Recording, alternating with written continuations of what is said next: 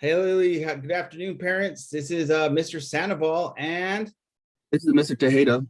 we're your fourth grade team here at your students' elementary school. It's glad you guys could join us. We just finished up parent conferences, and me and Mr. Tejeda want to bring up a topic that came up during parent conference and just a little bit of knowledge, something about screen time. So, is too much screen time bad for your kids? That's going to be like the topic we're talking about. Yeah, it's very interesting because we loved having these parent teacher conferences. We got to meet a lot of you guys. It was good to share some of the work that your students are having, and great kids. But yeah, that's one of the biggest topics is like, is it a good thing to have screen time? Is it structured? Is it not structured? And right now we want to make sure that you guys understand. We're going to give you our thoughts and our ideas, and maybe even some tips on how you can help your kids, because they're wonderful kids, and sometimes it's not bad to have screen time. To get us started, I want to share an infographic. We did a little research, and a pretty good source, the Center for Disease and Control, and they made an infographic that I'll share here. It's about screen time versus lean time. So we got to first define screen time. So, what does that mean? So if I say, what did you have for lunch? I had food. That really doesn't define what you have. Did you have something nutritional? Or was it empty calories? Was it a bag of Cheetos? The same thing with screen time. There's such thing as good screen time versus bad screen time. So, Mr. Tejada, you want to talk a little bit about that, about what good screen time maybe versus bad screen time is? Yeah, it's like saying, it's like every adult has the same thing. It's like waking up in the morning and then going through your Instagram and go through your social media and just scrolling through and then going to work and then watching this computer screen, and then you're click interacting with it. And at the end of the day, you get home and you watch some Netflix and you're just like zoned out. You're not really doing much. It's kind of like having a passive screen time. When you have such a passive screen time, you're not really interacting with it. It's like Mr. Sandoval said, it's like these are empty calories. They're not really good for you.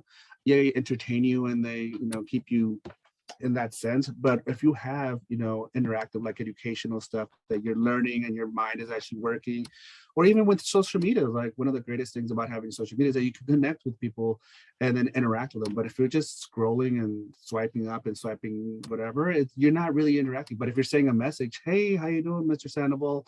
It was great to see you. Great meeting last night. Messages back and forth, or you're interacting in that method. Even with video games, you're interacting. That is a good thing in some senses.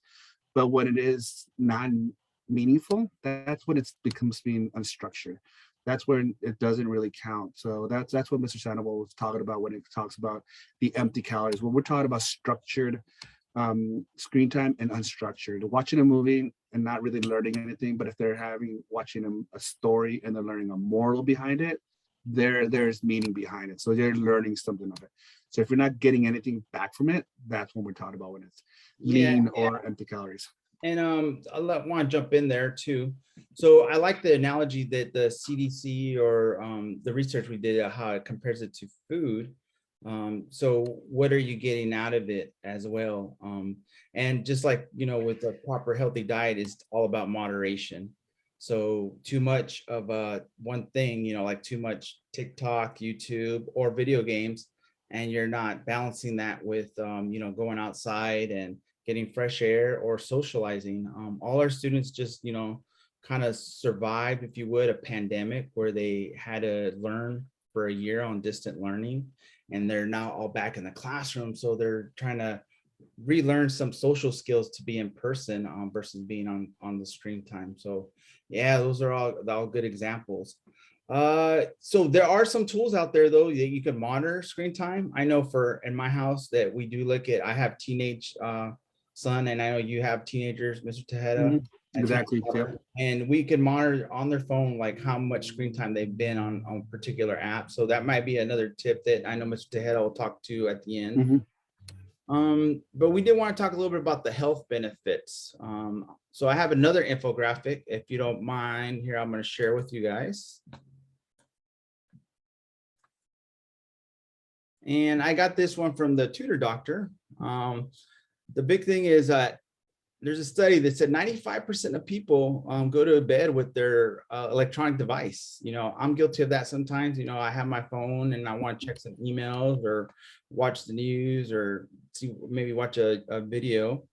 But how does that affect their health? So the blue light, one of the things it helps disrupt their sleep, their circadian rhythm, and also the glare, some of the light from electronic devices. So what can you do to help this? So Mr. Tejada put up a list that we're going to share with you, or we're going to talk to you about. So I'll stop sharing that slide. It's like a couple of tips. I know that like Mr. Shadow will say is that we both have like older teenage daughters and younger teenage sons. Like they play video games, they go outside, they're always on TikTok doing something like that. But one of the things that we've learned is like the passive and the interactive. Watching a good analogy that Mr. Shadow will say is like the TikTok or the YouTube. If a student or is creating content using a YouTube application, that isn't like a passive thing. It's actually structured because they're learning how to use and manipulate data and how to use technology to advance, so which is really a good thing. So when you're creating content, it actually is a higher order kind of thinking for these students, which is amazing. It's like really good to see. But if they're just going to watch a video and they're not really getting out of it, that's not something we want to do. But we also want to make sure that we regulate that passive, because it's entertainment, but it's still kind of good for them in a bad way. So what we came up with is making sure that the students start, if you already have them established in a certain way and you think there's too much, start gradually reducing it. Like Mr. Santa will say, it does affect your sleep a lot. That blue light affects sleep, and when the students come in and they go in groggy, sometimes it's not even their fault because they're not getting good REM sleep. So what they need to do is like 2 hours before they bed, they need to have no screen time whatsoever. And it's not going to be easy the first time. You just can't take an iPad away because it's just not realistic. Yeah, So maybe good point. I just want to jump in there. So during the parent conference, I know I talked to a lot of you. There are some of the students that do come in, and you could tell they probably didn't have a full night's sleep. And I do ask them, and I'll ask them, were you on, your electronics or playing video games? And some of them say they've been on past midnight on school nights. So that's a good point. So yeah, sorry, I just wanted to interject and put that in there, but go ahead, carry on. No, that's very true. And so that's why I want to make sure is like you gradually do it. You can't just snatch it away. So like maybe half an hour, set up a time. It's like, okay, next week, maybe add another half hour, but what you want to eventually get to the point where it's like 2 hours prior to the bedtime. That way they get a good sleep. They're not watching TV. They're not doing anything. They can be creative during that time period, reading a book, playing a board game, anything that doesn't include a screen, because that blue light does affect it. It's like, it's really bad. Another thing, like you said, finding them a hobby. They could start, building little toy ships, or building jigsaw puzzles, or going outside and playing, or anything to have them do some kind of exercise. And the biggest thing about this is consistency, because if you're not consistent and one day you let them do it and the other day you don't, you're not going to get a structure for these kids, and they need that. But as well too, with structure, you need to make sure that everybody is involved. I could say, like for myself, if my daughter I wanted to get it, but I didn't tell my wife about it, and I was doing this and my wife didn't do it, there it is again. That structure isn't there. And then let's say you send them over to grandma, and there again, you don't tell grandma this is how we're doing things.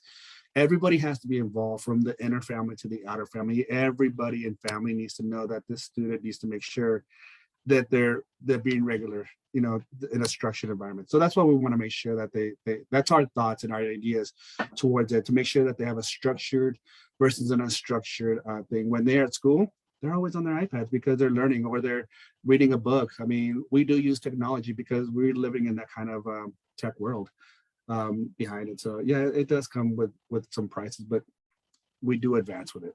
So one of the things I did want to add, so I'm guilty of as well, to some of your points there in my family, that sometimes I'll catch my family, like we'll all be sitting around the dinner table or out to dinner, and I look up and we're all on our phones. So that goes onto your example, as parents, we have to set an example sometimes and just put the phones down, set limits. But those are all great points. Yes. I think we kind of could wrap it up. Obviously, if you guys have any other concerns, I did want to share Mhm. maybe my philosophy. I know you said that we use our technology in school, but our technology in school, you know, I know my philosophy and yours when we talked about the digital citizenship with you parents is that it has a purpose. We don't just Mhm. put them on the screen to babysit them, if you would. You know, they're going to get on there, do what they have to do, be engaged, and then they get off. We do want them to do other activities and Mhm. we can get out of the classroom and other socializing stuff. So, but Yeah, we do have a lot. We do have a lot of stuff that we use with the iPad. We use them for video technology, time lapse videos. We use them to take pictures of like stuff out there, trying to explain science. We do use it just to record it. All the stuff that technology has advanced allows us to, expand our knowledge and expand our learning. So both myself and Mr. Sandoval has experienced a lot of stuff because growing up in our age, we didn't have that type of technology. We learned books, paper, pencil. So it is completely different, but we have to adapt with this world, and that's one of the greatest things that having technology allows us to do. But yeah, that's some of our tips, our thoughts, and ideas behind it, and hopefully you can take heed to them and understand our point. yeah, parents. So if you guys have any questions, feel free to reach out to us at our email, Parent Square. We can set up parent conference, or if you have any concerns about your students or you would like more tips, we can send you some information. Other than that, have a great day. Thank you. Thank you. Bye bye.